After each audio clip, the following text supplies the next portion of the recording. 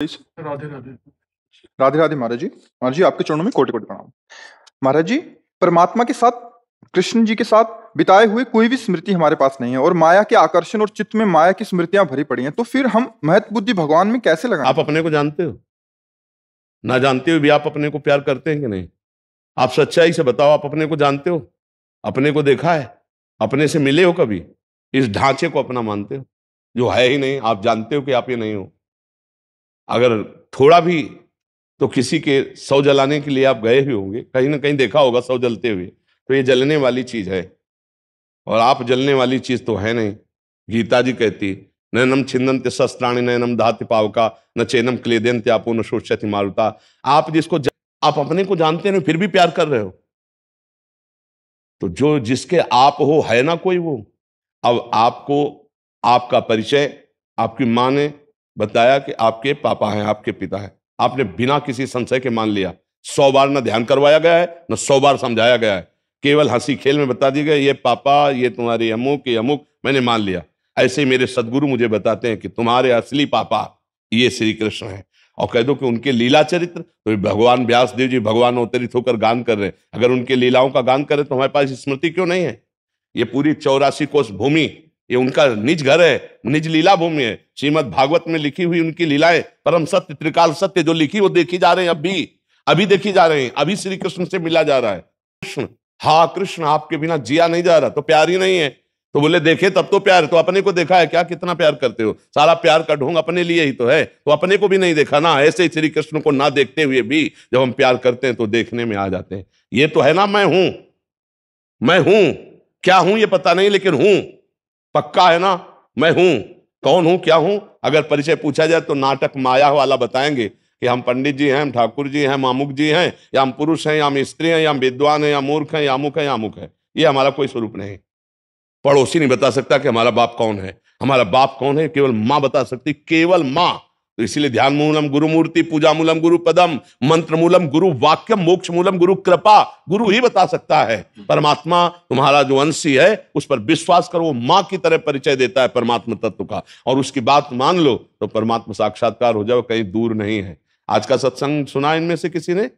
वो ऊपर है, वो नीचे है, वो दक्षिण है, वो बाएं है, वो सामने है, वो पीछे है, वो सर्वत्र है। और जो ये जान लेता है सर्वत्र है, वो मुक्त हो जाता है। यो माम पश्यति सर्वत्र, भगवान गीता जी में कहे, सर्वम च मयि पश्यति तस्याहं न प्रणश्यामि सच में न प्रणश्यति। अब ये हमारे श्री कृष्ण के बीच में इतनी भी दूरी नहीं जितना हमारे और हमारे शरीर से दूरी है। और वो ऐसे बात करते हैं जैसे आपसे हम बात करें, जैसे हम आपको देख रहे हैं। वो है, यही है। मद्भक्ता यत्र गायत्री तत्र तिष्ठामि नारदा। पर उनके देखने के लिए रोया जाता है, उनके देखने के लिए जीवन अर्पित किया, उनके देखने के लिए मिट्टियां मेट हो गए, तब उन्होंने सजा दिया। एक कुम्हार जब मिट्टी को लाता है तो रौंदता है, एक छोटा सा भी कण होगा तो मटकी में वहीं से छेद हो जाएगा। एक एक कण रौंद करके अपने अनुकूल बना के चाक में चढ़ा के फिर उसको पीट पीट के आकार दे के सूर्य के ताप में तपा के और आवे में जला के तब वो मटकी पानी रखने लायक होती है, फिर हृदय भगवत प्रेम लायक। ये वो बात नहीं है कि जैसे ये लो देखो, ये ऐसा नहीं है। बिना हृदय के नेत्र खुले उनको कोई देख नहीं सकता, इन पार्थिव नेत्रों से नहीं दे। जब हृदय के नेत्र खुलते तो इन्हीं में पावर आ जाता है। जैसे भगवान ने दिव्य दृष्टि अर्जुन की दी तो माथे में थोड़ी दृष्टि प्रकट हो गई, उसी दृष्टि से दिव्य दृष्टि से विराट रूप देख रहे, इन्हीं दृष्टि में दिव्यता आ गई। जैसे हम नेत्र कमजोर हो जाए तो दूर के अक्षर नहीं पढ़ पाएंगे या नजदीक के, लेकिन चश्मा लगा लिया तो आराम से पढ़ लेते। कुछ ऐसी चीजें जो हम देख नहीं सकते लेकिन सूक्ष्म दृष्टि से देख सकते हैं, ऐसे ही जो दिव्य है उसके लिए दिव्य नेत्र चाहिए। ये माया रचित नेत्र है, जड़ चेतन देख सकते हैं लेकिन परमात्मा को नहीं। परमात्मा के देखने के लिए और नेत्र होते हैं, वो हृदय में जागृत होते भजन करने से। जितना भी ऐसा नहीं हुआ, कैसे प्रभु को देख पाओगे? जब उनके लिए तड़पा जाता है, जब उनके दरस बिन मीरा जी, दरस बिन दुखन लागे नयन, जब से तुम बिछड़े पे प्यारे कवो न पायो चैन, दरस बिन दुखन लागे।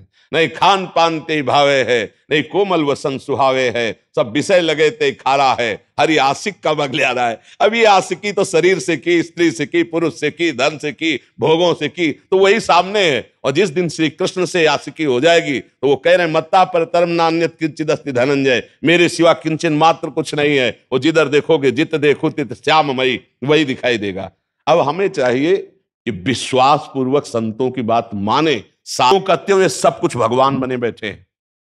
जब सृष्टि नहीं थी तो केवल भगवान थे, उन्होंने अपने आप से अपने आप को रचा है, अपने आप से अपने आप का पालन करते हैं, वो अपने आप से अपने आप का संहार कर रहे हैं, कोई दूसरा नहीं है। इतना ज्ञान सच्चाई से हो जाए तो भगवान के श्री मुख के वचन है, बहुनाम जन्मनावंते ज्ञानवान माम प्रपद्यते वासुदेवा सर्वमिति सा महात्मा सुदुर्लभा। सब कुछ भगवान है, ये अनुभव हो जाए, बस जीवन मुक्त हो जाए। तो नाम जप करो, पराई माता बहनों की तरफ काम दृष्टि से मत देखो, कोई गंदा आहार मत करो, और देखो हृदय की कैसी आपकी धरा बनती चली जाती है। अब आप मटकी में 2-3 छेद कर दो और पानी भरना शुरू करो तो कभी नहीं भरेगा। लेकिन मेरे प्रभु ने क्षमा किया है आपको, मेरे प्रभु ने आपको क्षमा किया है। आप स्वस्थ हो, आप भोजन पा रहे हो, आप वायु हो, लेकिन अपराध देख लो, अगर वही अपराध ओपन हो जाए तो हमारे भारतीय सरकार के आजीवन कारावास मिले या तो फांसी मिले। अंदर से देख लो जैसे हम आचरण किए हैं। मेरे प्रभु इतने कृपालु हैं कि मेरे आचरणों की तरफ ना देखकर मुझ पर कृपा करके आप भी कृपा कर रहे हैं। तो मुझे चाहिए कि आप सुधार कर लें। अगर कृपा नहीं होती तो सत्संग नहीं मिलता। बड़े भाग पाइप सत्संगा, आप जो यहाँ बैठे हैं, ये हमारे ऊपर बड़ी कृपा आपने की जो आप आए हो सुनने के लिए, क्योंकि ऐसे कलिकाल में संतों की बात सुनने के लिए कोई राजी हो बड़ा मुश्किल है। आजकल नौटंकी नाटक ज्यादा पसंद किया जाता है, सत्य मार्ग अध्यात्म ये तो बड़ी मुश्किल बात है। अब बातें छोड़ दो, शराब पीना छोड़ दो, मांस खाना छोड़ दो, पराई माता बहनों की तरफ ये गंदी बात छोड़ दो, नाम जप करो। अगर तुम्हारा मंगल ना हो जाए तो हमारा कहना कुछ रहें और करना। चाहे जितनी बार तुम गंगा नहाए हो, चाहे जितनी बार हरिद्वार घूम आओ, पापाचरण बंद नहीं करोगे ना तो नरक मिलेगा तुम्हें, पक्की बात समझ।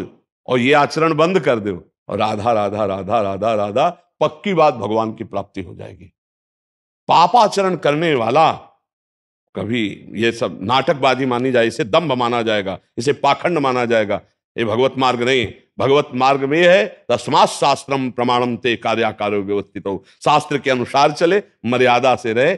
गृहस्थी में जिस पत्नी से पाणी ग्रहण किया, बस एक सीमा, जिस पति या एक पतिव्रत, ये तो मतलब ऐसे समझ लो जैसे रात्रि में सूर्य उदय हो जाए, भला असंभव है ना, ऐसे अब असंभव हो रहा है। ये बड़ी असंभव की बात हो रही है, क्योंकि 10 दिन ये बॉयफ्रेंड फिर ब्रेकअप, फिर ये बॉयफ्रेंड ये ब्रेकअप, या ये गर्लफ्रेंड ब्रेकअप।